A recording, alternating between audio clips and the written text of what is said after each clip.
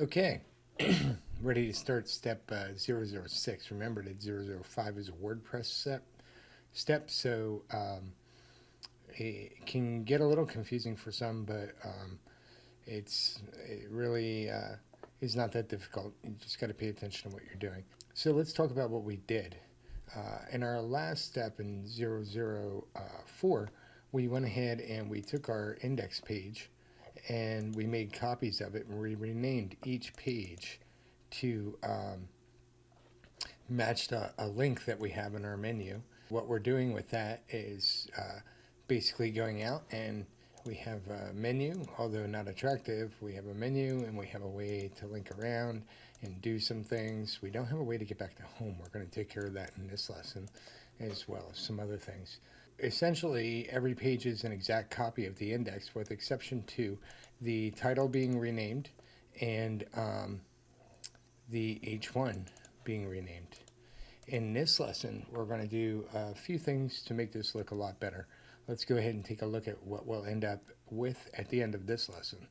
At the end of this lesson, our menu will actually be collapsed and dynamic, and we'll be able to use it to move around.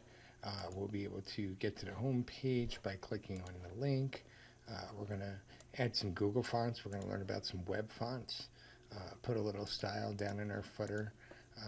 Clean some things up, and most importantly, we're going to make sure that our links are all good, our menu works well, so we actually can start adding content to our site. Additionally, in this lesson, some of the things that we will learn is how to use a tool in brackets called Find and Replace. And we'll use that to update all of our pages. Instead of having to go to each page and complete an update, we'll use that. And it's a pretty exciting tool to learn because it reduces effort and makes you efficient when you got to make major changes throughout the site. We'll also be using preview in brackets. We'll go ahead and we'll take a look at what the preview live preview does for us and how it allows us to work in our site, work on our code, and actually see what we're working on. That'll be a nice added feature for those of you who are not aware of that. I believe some of you are using that now. We're going to add quite a bit of CSS, and we're going to learn about rules and selectors and values of those selectors to create a declaration. We're going to do quite a bit of CSS in this lesson. This lesson will primarily be focused on that. Additionally, we're going to learn about using the inspector tool, inspect, and then we just set it to console, and we're going to learn about web caching and how do we deal with web caching, what is it, and how do we deal with it, how do we make sure that it's not in our way. And then lastly, we're going to learn how to upload all of our files in one shot to our web server to post our website instead of having to do multiple files at one time. So look forward to getting to this point. From this point, not very attractive website versus much more attractive website. Maybe not the best looking website, but definitely a lot better than this. Looking forward to getting into that now. All right, so let's hop right in. I'm going to use Alt Tab and I'm going to go over to my file system and I'm going to take this step 4 folder and I'm going to drag it, holding down Control, and drop it, make a copy of it. And of course this one is step 6. As we mentioned earlier, step 5 was WordPress. Then I'm going to go over here, make sure I close out all my files because I'm currently in my step 4 folder, and I'm going to click on there and say open folder. I'm going to go up one, open that step 6 folder I just created and select it, and there are all of my files from step 4. So I'm starting fresh.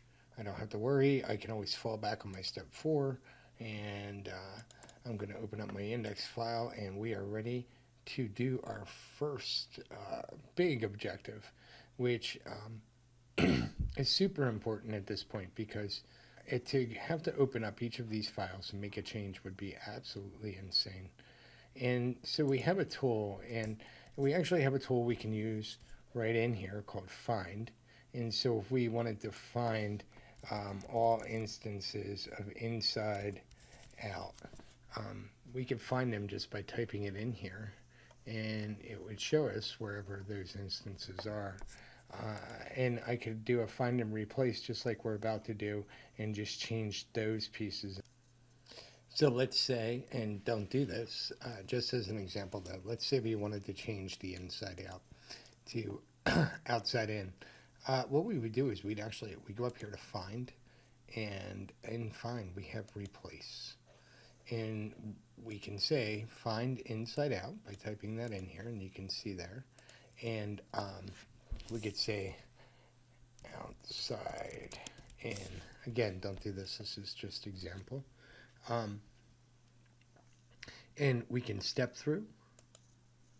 And what'll happen is it'll replace, just kind of step through the file and replace anywhere that I found it. And you can see outside in, outside in, outside in. Or what we could do using find and replace is we could say replace, and we could say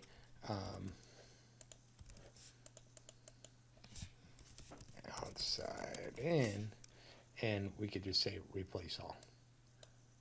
And it replaces them all. We're right back where we started from. So the trick here is we want to get a little tricky with this, because the challenge that we have is if we look in our AmNow, or any file, but we'll use AmNow, we can see that the H1, which is where we want to update this and actually put a link inside these H1 tags. Where it gets a little tricky is we can't just select it all and say find them all. So we actually have to do this in 2 steps. The first step that we have to do is we know that H1 is the only H1 in our page, which makes it really nice for us because we just copied all of these pages, and we know that we can get away with this. We're not always this lucky. So what we can do is we can actually come in here and say find, replace some files. And what this will do is this will actually go ahead and replace in all of our files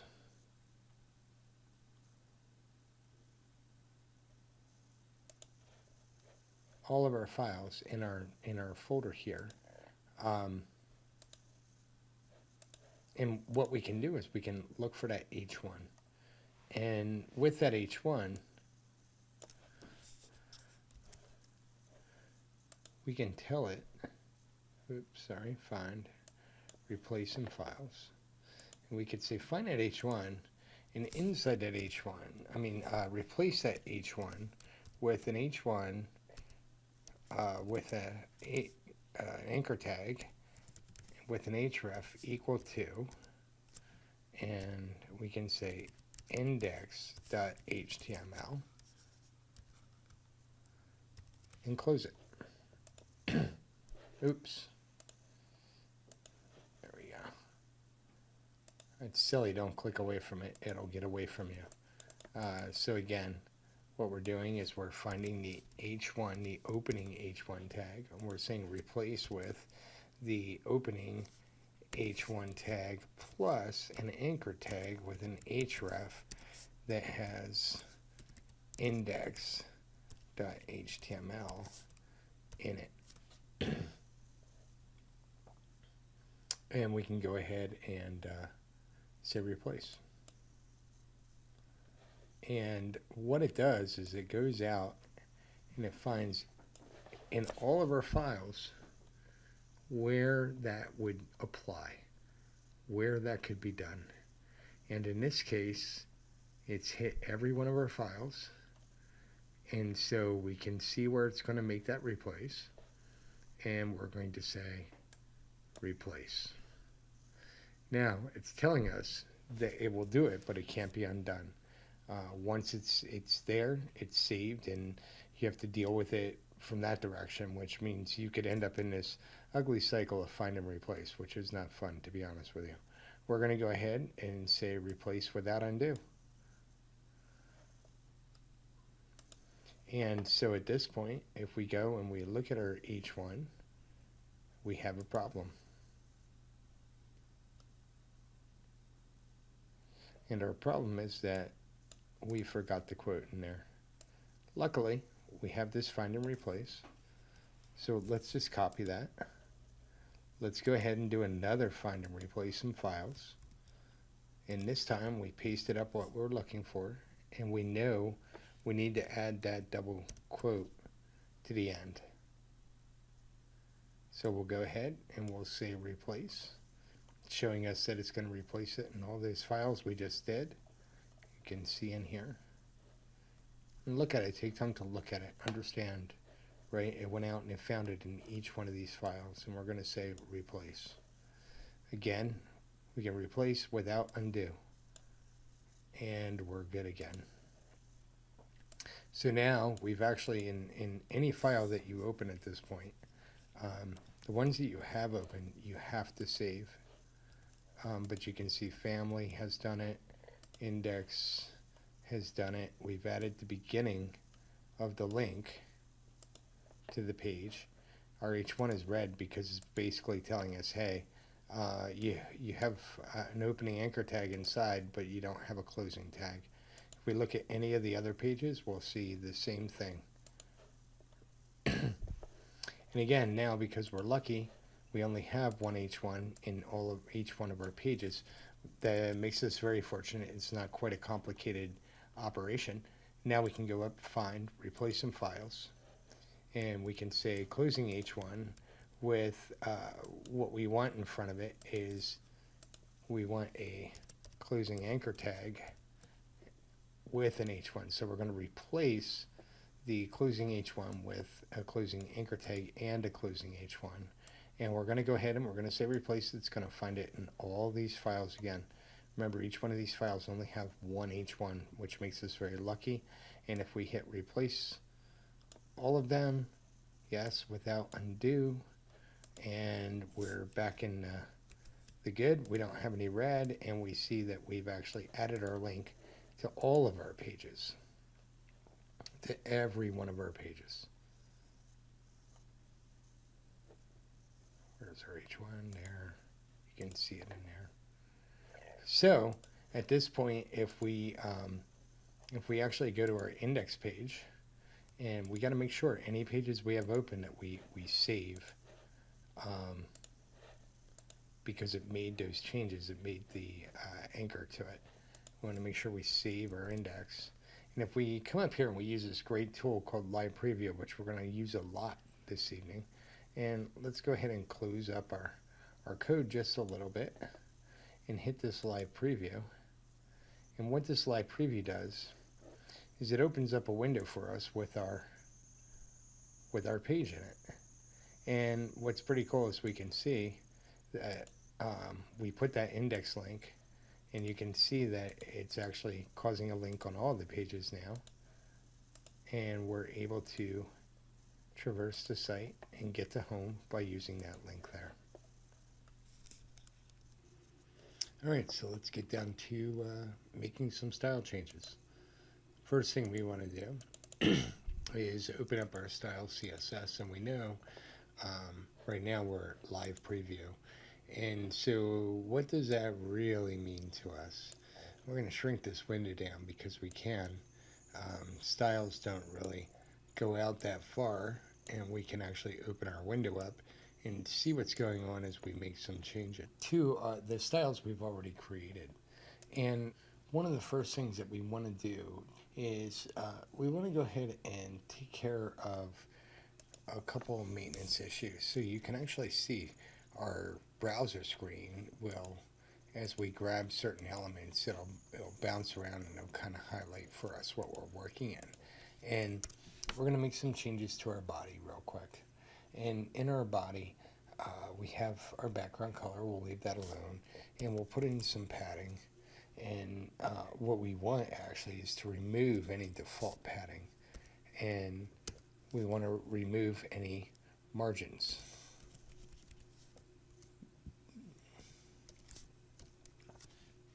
And what this does for us is we're just trying to get rid of any empty space and override any kind of settings that might make the the page act differently than we want it to. Margins are on the outside, so of the body. We have margins on the outside. Padding is right on the inside of the body. So if we were to set the padding to 50, you can see what happens. If we were to set the margin to 50, you can see what happens. Essentially, the difference is the distance between the edge of the box and the edge of the window with margin, and the inside of the box, which you can't really tell a difference because we're doing all background color. But that's okay. It'll start to come to you as we move along. Next thing we want to do is go ahead and make some changes to our header and footer.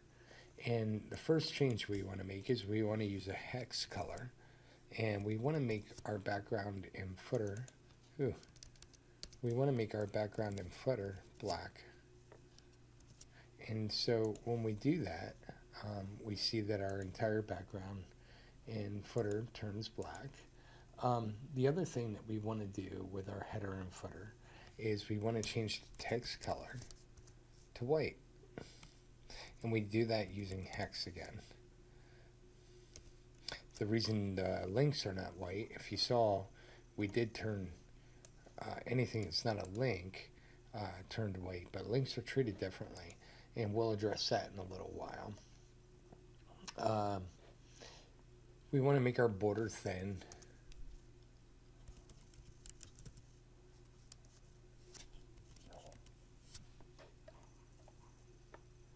And with it being thin, we want to make it solid and black. And what we can see that did is it actually got rid of any type of border and just made a very thin one that was in black. And now we're actually up against the page, up against the sides. And it's very definitive about where we are. And we see that our header and our footer are both from side to side, but we want to make sure that they stay that way, and so we're actually going to give them a width of 100%.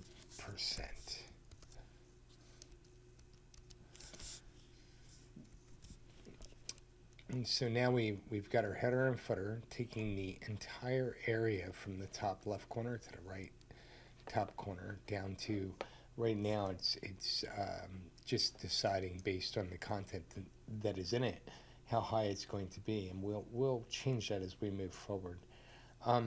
Next thing we want to do is tighten that section up a little so we can watch and see what's going on with the footer.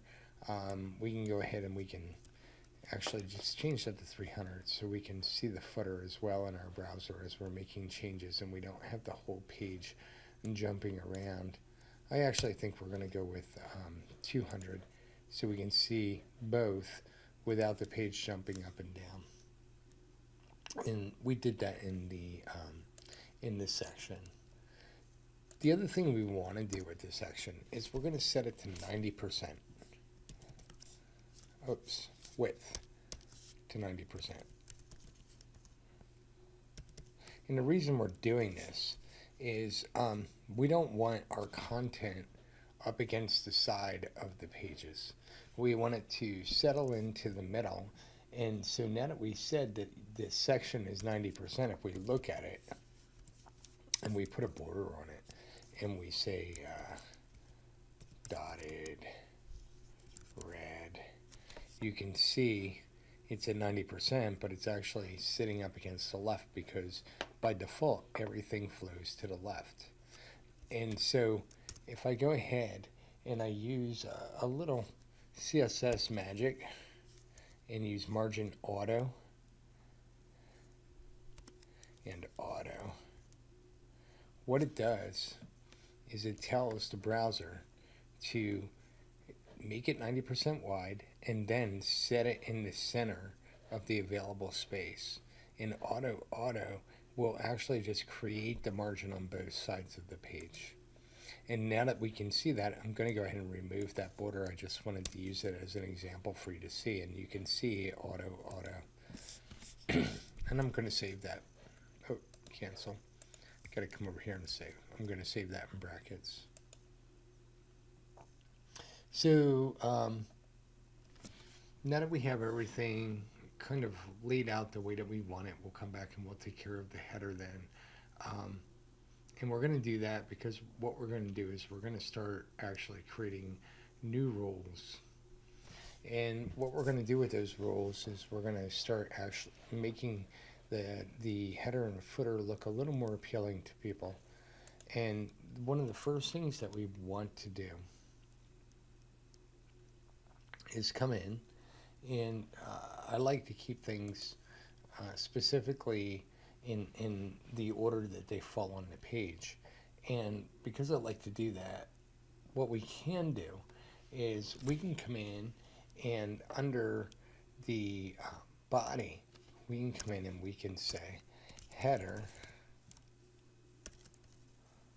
and I'm going to change the header, and what I want to do is I want it to be a certain height, and so I'm going to tell it that I want the height to be 130 pixels, and you'll see it actually shrinks the header up. Right now we have all this content overflowing down, and it's actually overlapping the header, the footer now, but that's okay. We'll take care of that as we move forward. The next thing we want to do is address, we don't want our logo to look like that, or our title to look like that. And the way that we can do that is we know that this is inside the header. And we want to be specific about the H1 that we're going after. So we're going to say, look at the header, and inside there I want you to look at the H1. And I want you to apply these rules, and not only just the H1, but actually the link inside of the H1, that link that we did the find and replace for. We want to go ahead and we want to, first of all, we want to get rid of the ugly coloring in the underline. The way we get rid of the underline is we say text decoration none, and you saw the underline disappear.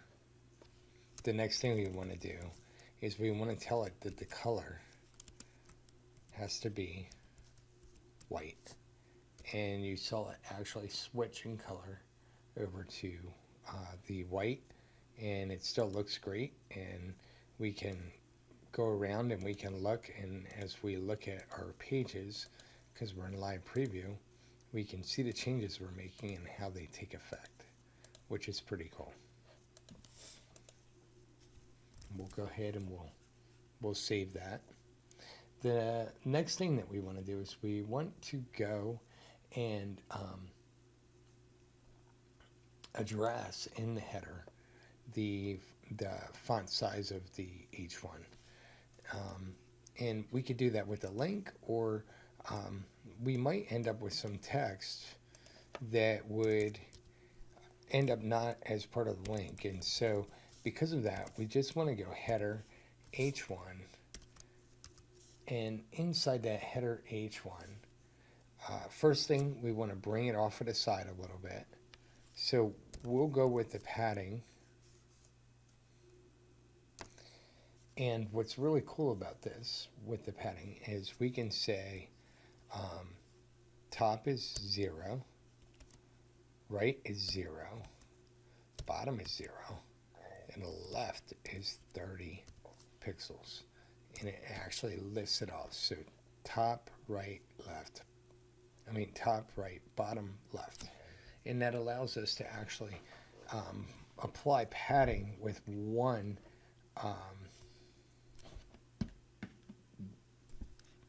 declaration using the padding property. We want the font size.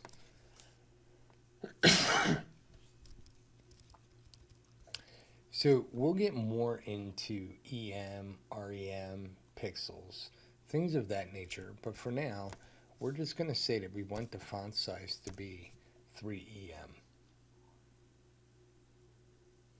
And we want the line height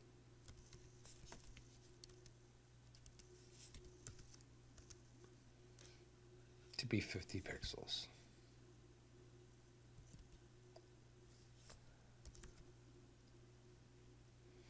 And what that does is it tells it, we want you to be specifically 50 pixels high, and we want you to be a specific font size.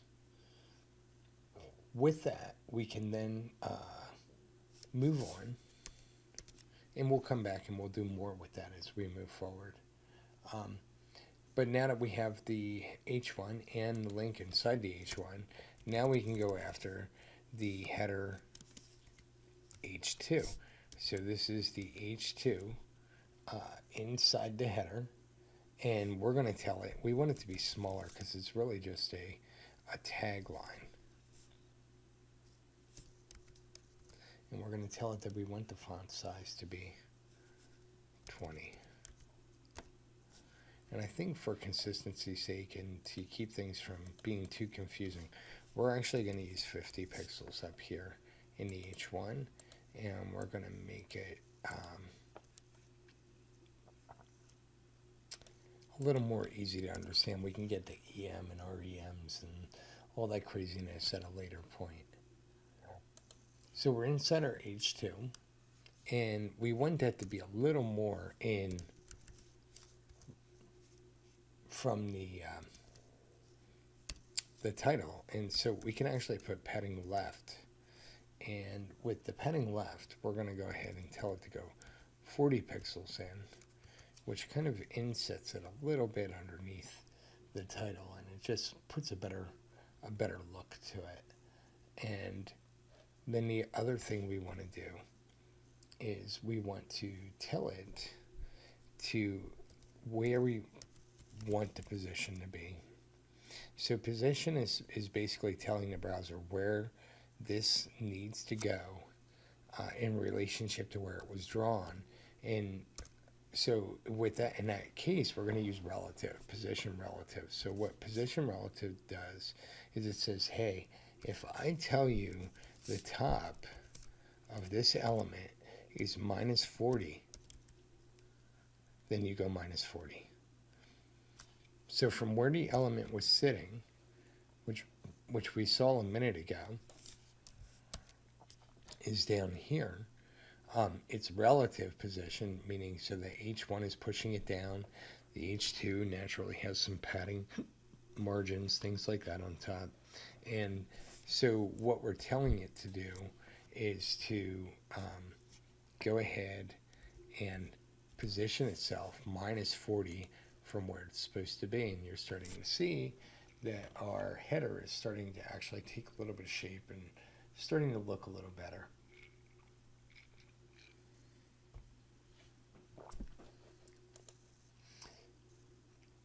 With that, the next thing I would like to do is just put a little finesse into the footer. And I'm actually going to put it down here right above the footer ID. And I'm going to say footer because I want this to address everything in the footer. I'm talking to the entire footer.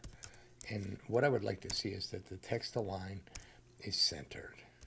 And you saw that text jumped over, and it is completely centered now.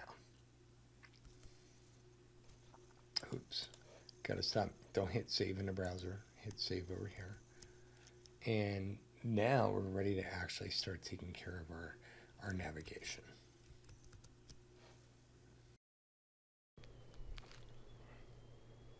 All right, so we're gonna move on, start the nav, and start to make that look pretty good. Quick beautify, clean up our code. We always want to keep our code clean as we're moving along. It just makes it easier. Cleaner code is easier to work with, absolutely. So we'll do our nav, and one of the first things we want to do is tell it to display as block inline. And what that'll do is that'll help us with the positioning, as you'll see. The way that it all falls together, instead of acting as a block element, we want it to act as an inline element. And now we added position absolute. And the reason that we added position absolute is we want it to go exactly where we tell it to go and not to take anything else in consideration. change our background. Now we can see the whole menu better.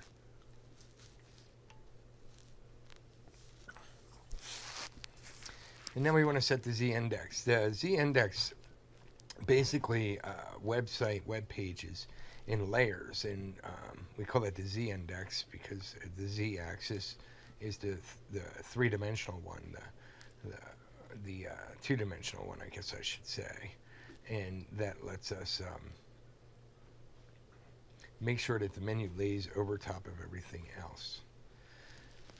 We'll round off the bottom corners, and we do that basically by just setting a radius on the corners, and it's kind of hard to see, but you can watch and you see it curve around there when we add the 5px.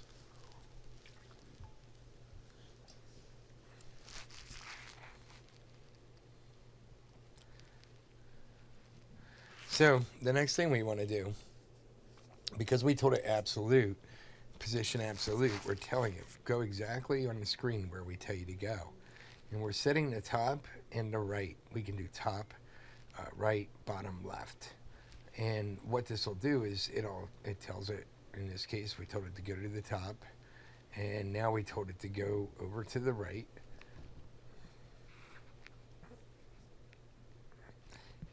And let's bring that over so you can see it. And we told it to go 120 pixels from the right. So basically the right side of the box of the menu is 120 pixels away from the right side of the screen.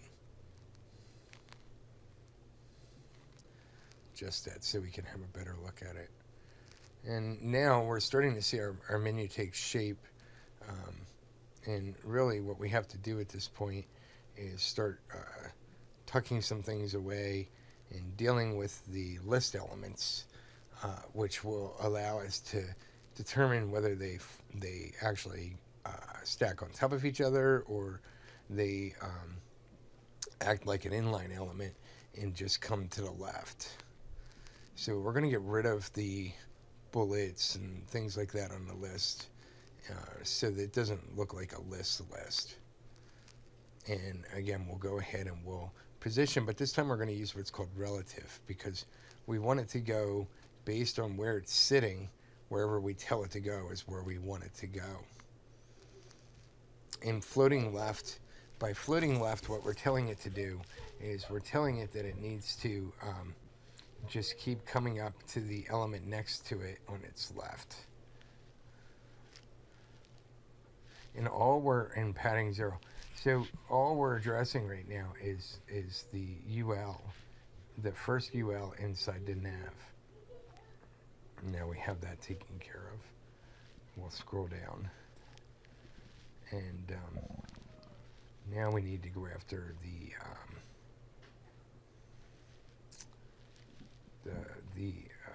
anchor, the link inside of the UL. And we're going to tell it to display block. And the reason we're going to tell it that is because we want them to stack on top of each other. That's how our lists are. Text decoration none. We do that. If you notice, we got rid of the underline. Takes care of that link look. We don't want that. And we want, because it's a menu, we want the text to be a little fatter. So we'll go ahead and we'll set the weight to 700. The line height, we do this because it helps us put some spacing in between the list items and cleans it up quite a bit, as you can see just by looking at it. And now we're going to add some padding as well. And all we're doing right now is what we're trying to do is just make everything look nice. And so we're saying 0 on the top and bottom and 15 on the left and right. Let's color the font, the text. Let's make that color. So we'll go with like a dark charcoal gray. And now let's make an adjustment to the size. We want that size to be exactly 16 pixels and stay at 16 pixels. So now that we have our links done, the next thing we have to do is we actually have to go into these list items, and what we want to do is start making it look more like a menu, um, rather than just this long column on the page. Again, position relative, so start where you're at and then take my directions. And now we're telling it to float left, and you can see how they all fell left of each other. And we're going to get rid of margins and make sure there's no margins in there, that we're not inheriting any or anything like that. Same thing with padding. So we're slowly getting closer and closer to a list here, to a menu. You can see it's really interesting on how things work just by using CSS and how we can lay things out. We went from these ugly lists to what will turn out to be an alright list. It'll be a decent list. Now, one of the things we can do in CSS is we can say that we want the whatever the current is. So current being whatever is selected menu item, and we just want to go ahead and take care of the background color on that so that it appears a little different than the others. And we won't really see it right now, but it will all come together as we build out our list.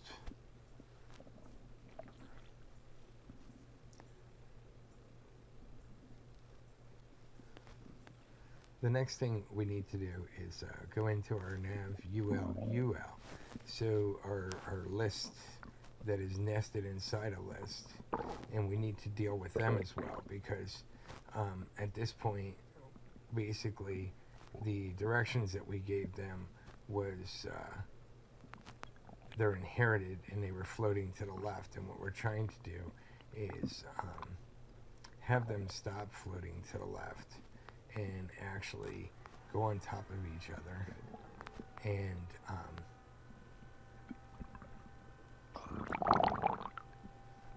because we're doing it relative in left 0 and top 100, meaning it'll stay right with its parent. We're telling it, by doing that, we're telling it to stay with its parent. And let's change the background color of that, and let's just make that more of an off-white. And we can actually see the list now in the way that they're laying out. Below the list, it's actually proper the way that they're doing it, and we're going to just add a border on so we can better define the list, that it stands out better. And we'll just use a lighter blackish color so it lifts off of the black, and it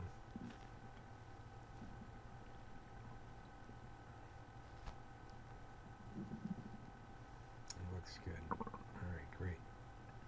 Padding, we're going to go ahead and get rid of the padding inside our elements. Remember, everything's hierarchical, so in order to get rid of something, that a rule that was assigned to it from above, we have to write a new declaration with that rule.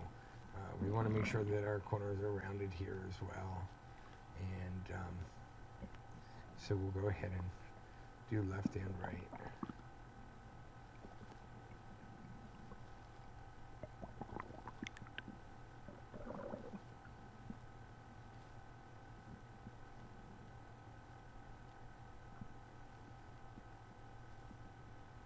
And of course, we want to make sure that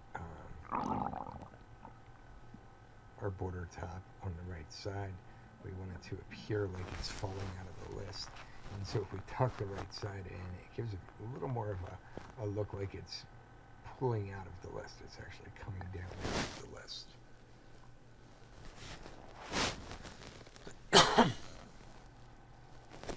Good, we're almost there. So now at this point,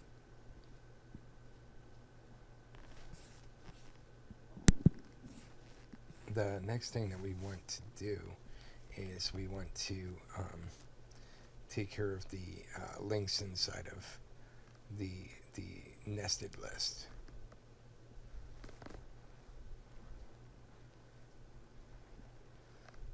And so actually we need to do that with the list item, and we're going to tell it to not float at all. Floating means it, when it's in line, it wants to run up against the side of the elements next to it. We're going to set the minimum width because we want to make sure that the list items stay nice, and you can see they just popped open to 150, and that ensures that they're actually containing the text well, have a good look to them, and that may be something we change in the future, but for now we're good, and we're just going to go and take care of our anchor tags now. Set the line height on them.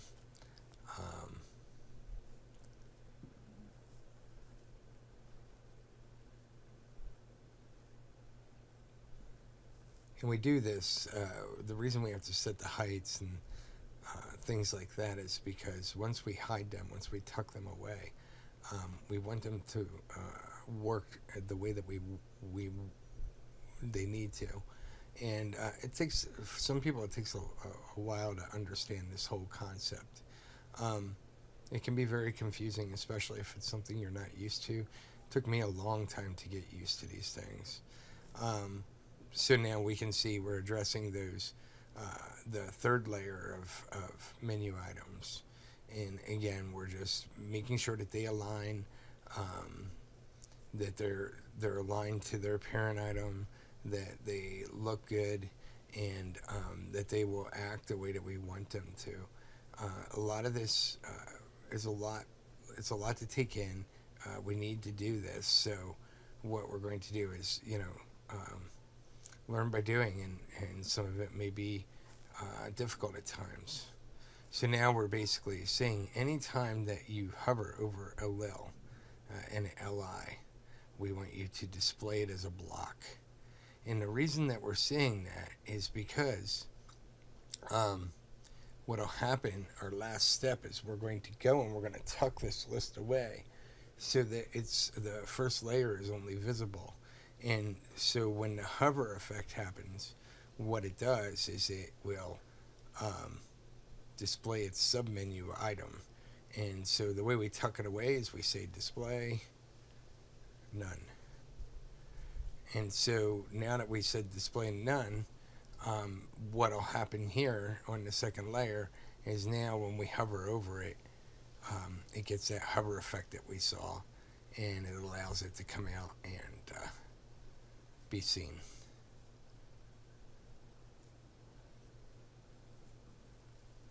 So awesome.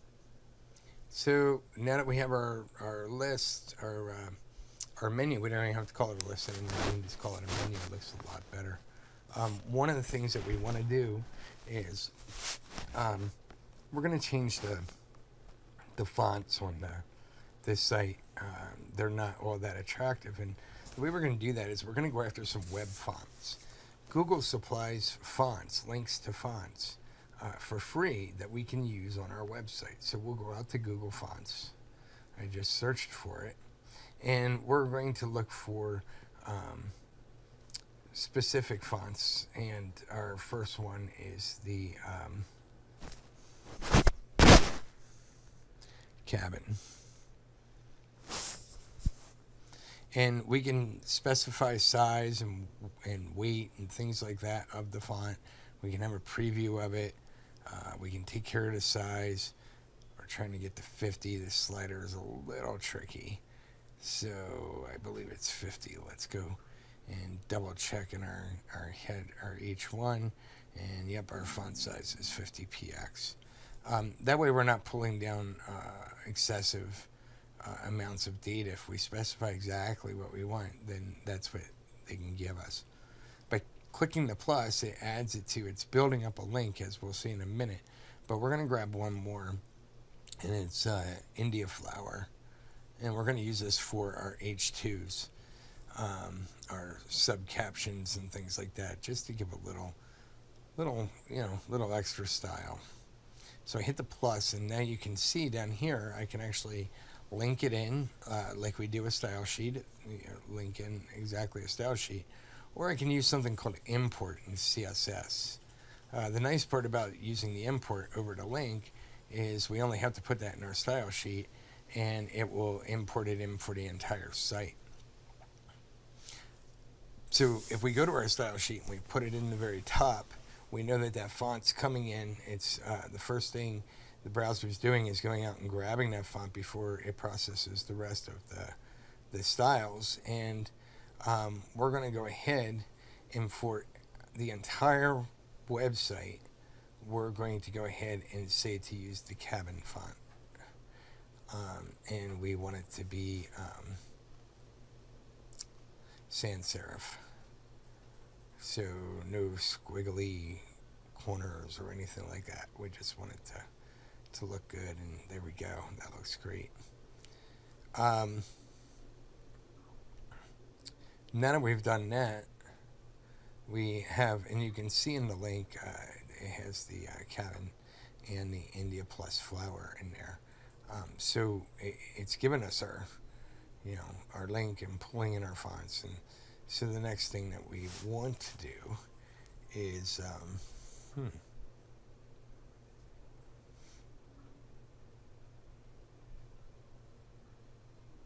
go ahead and take care of that H2, and you'll see continuously falling forward. And we want to make that the India flower, and we want to make it cursive as well. So first thing we'll do is call the font India flower, and then let's tell it the style we want is cursive. And there we go. You saw it jump, and it took care of that. And we're going to go ahead and we're going to do that in our footer as well for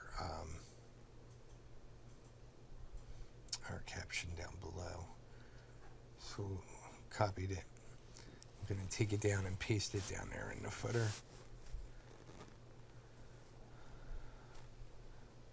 Oops. Let's go up. There we go. And it's the tagline that I want to get. And there we go. I pasted it in, and we can see it's on the tagline as well. Awesome. So now we've applied our Google fonts, and our site is looking great, and we are good to go. All right, great. So now that we have all that done, let's go ahead and let's push our files up to our site. We'll go out to Agabus Hosting.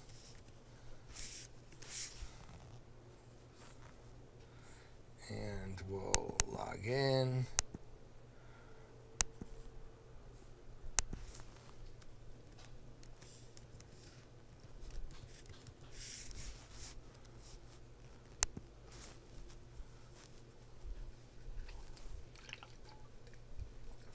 And now that we're in, I'll just save my password there. Let's go to our file manager. Now mine's going to look a little different than yours in here. And what we're looking for is our inside out HTML, inside out project, and we have our step 4 folder in there. And so what we're going to do is we're going to go over a way to, instead of uploading one file at a time and folders and things like that, we're going to go ahead and check out a way to just do it all in one fell swoop.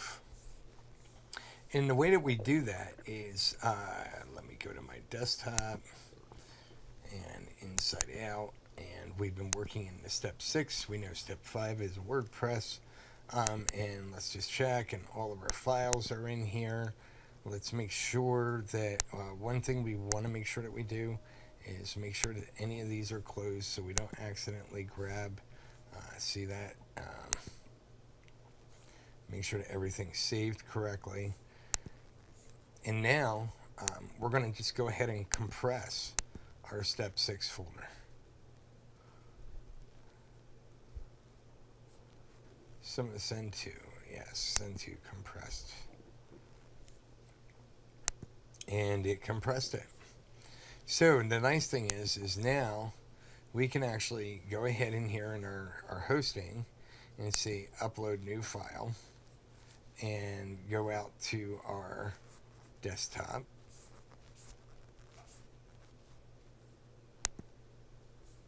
Or wherever you have yours. Go out to our desktop, go into our Inside Out folder, and I can grab that zipped step 6 file, and I can open it. I can say extract archives automatically. So what'll happen is it'll upload it and then unzip it. So we're going to upload it, and you can see right there it unzipped it.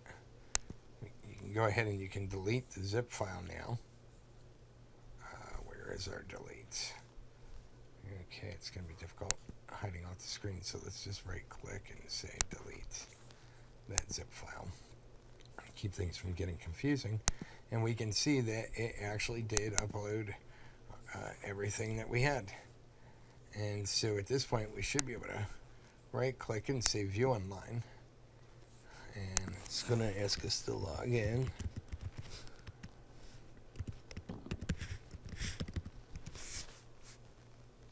And save that, and there we are with our new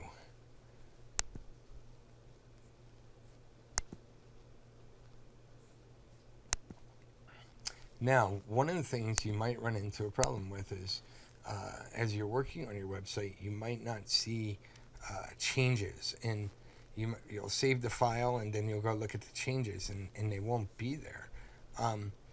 What's really important to understand is that there is something called caching. And so what caching does is a browser will take a copy, especially of a static HTML file. It'll take a copy of it and it'll store it locally on your hard drive. And instead of going out to the server every time you go and look at the page, what it'll do is it'll actually just look at the copy that it has tucked away inside. The way that we can handle that in web development, that becomes a big issue because you want to see the new version that you just did. And the way that we can handle that is, if you watch, I'm moving this to the bottom, and what I did is I right-clicked. Let me close that and do it again so you can see it. Right-click and go to inspect. These are a bunch of different web tools, and all we really want to do right now is just set inspect the console. And what that allows us to do in Chrome is now when we hit that refresh key, if you hold it down, you'll see it says normal reload, hard reload, or empty cache and hard reload. So we wanted to get rid of everything and completely reload the page. And so now we know we have the latest file, the latest information for that page right there in front of us. Excellent. So now let's go ahead and do just a quick overview of everything that we've done. We went in, we made a lot of CSS changes. We've come a long way, actually. When you think about it, we can go back here and we can go up to our step 4 folder, and let's open that up and take a look and see where we started. We can see exactly where we started and exactly where we ended. So if you pull them up side by side and flip them back and forth, we changed our header. We took care of styling for our header, changed some colors, tightened up our page a bit, took our menu and our list and turned it into a menu. We did this all with CSS. We didn't change any HTML code whatsoever. And we pulled in some fonts, some Google fonts, and we changed the fonts on our website. We put a link back to our home page, so now we know where home is, and pretty exciting stuff. We also learned a little bit about caching, using our refresh and emptying our cache so we get the latest version of whatever we're looking at. And we also learned how to upload a zip file to our server so we don't have to create the assets in the CSS folder and things of that nature. We can just take our entire project, tuck it up into a compressed file, and push it to the server. Excellent. So that concludes this lesson, step 6 of Inside Out.